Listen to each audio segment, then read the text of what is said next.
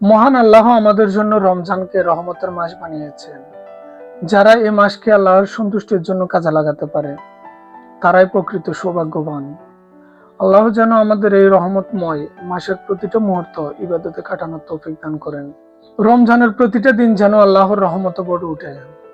আমরা সারাদিন রোজা রেখে ধৈর্যের শিক্ষা নিই, সন্ধ্যায় ইফতার করে আল্লাহর নিয়ামতের শুকরিয়া আদায় করি, আর রাতে তারাবির নামাজ পড়ে আত্মাকে প্রশান্ত করি। আল্লাহ যেন আমাদের রমজানকে কবুল করেন এবং আমাদের সকল গুনাহ মাফ করে দেন।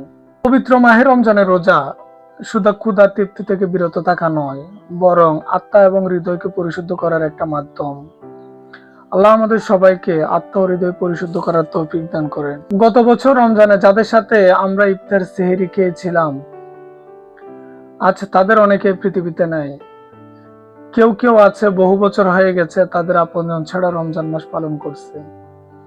ভাবতে গা শিউরে উঠে, মানুষগুলোর সাথে আর কখনো ইফতার বা সেহরির টেবিলে দেখা হবে না। এক এক করে চলে যাচ্ছে মাহে রমজান, কি করে দিব আমি তার প্রতিদান। আমার আশায় আজও আমি তুলি দুই হাত, কবুল করেন আল্লাহ আপনি আমার মুনাজাত। রাত বাজে ৩টা, নিশ্চুপ আধারে ঘুমাচ্ছে অনেকে।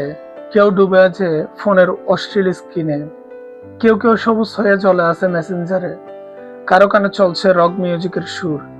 ঠিক এই মুহূর্তেই তাহাজ্জুদের জায়নামাজে রবের সামনে উপস্থিত এমন কিছু লোক আছে যাদের গুনাহসমূহ জড়ো পড়তে থাকে অসীম দরায় অশ্রু হয়ে রবের কাছে। রাত বাজে ৩টা, সবাই বিক্রি হয়ে গিয়েছে, কেউ দুনিয়ার কাছে, কেউ রবের কাছে। মহান আল্লাহ তাআলা আমাদের সকলকে রবের কাছে বিক্রি হওয়ার তৌফিক দান করেন।